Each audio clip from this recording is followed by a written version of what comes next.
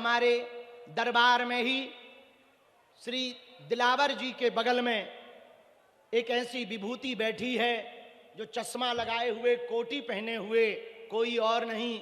हम कहेंगे आप जरा हाथ जोड़ लीजिए, वो दोनों हाथ उठा लिए, कोई और नहीं, गीता प्रेस गोरखपुर के प्रमुख ट्रस्टी आए हुए हैं।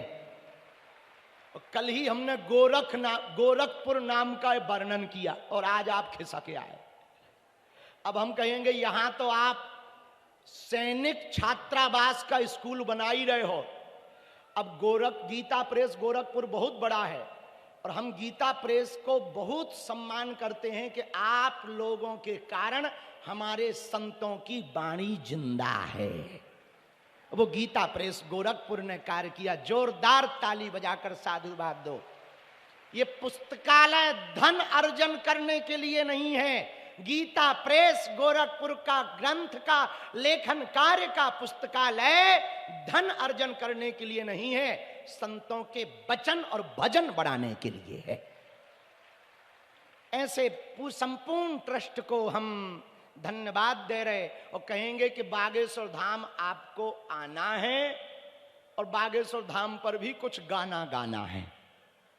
यहां सैनिक अस्पताल स्कूल बनवा रहे हो, बागेश्वर धाम पर गीता प्रेस का गुरुकुलम बना हुआ है, तो हमें भी आनंद आ जाएगा और आपको भी, क्योंकि हम तो मंगना ब्राह्मण हैं और ब्राह्मण हमेशा भिक्षा ही मांगता है और हम अपने लिए नहीं मांग रहे हैं, बच्चों के, क्योंकि देश को शिक्षा मिलेगी तो दरबारों में भटकना नहीं पड़ेगा। हर हर महा, जोरदार ताली बजा के गीता प्रेस पुस्तकालय को धन्यवाद दो। बागेश्वर धाम की, तो भैया बागेश्वर धाम कौन कौन आना चाहता? कच्चा या पक्का? जोश में या होश में? बदल तो नहीं जाओगे? एक दिन के लिए जुड़ना चाहते या जिंदगी भर के लिए? सोच लो।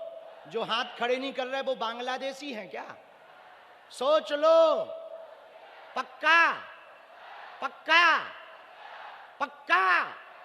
तो जाओ, हम भी वचन दे रहे, आज से तुम्हारी समस्या तुम्हारी नहीं, हमारे बालाजी की है।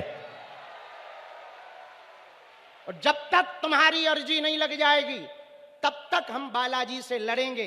देखो, हमें और तुम्हें शक्तियां नहीं दिखाई पड़ रही, पर शक्तियों को हम तुम तो दिखाई पड़ रहे। हाँ, इसलिए उनके मन ही मन में देखो, सन्यासी बाबा बहुत अद्भुत हैं। चाहे तुम जहां बैठो धाम अर्जी लगाने आओ, अपना नाम अपनी समस्या किसी को नहीं बतानी, हनुमान जी की कृपा में ताकत होगी, कहीं से भी बुला लिया जाएगा।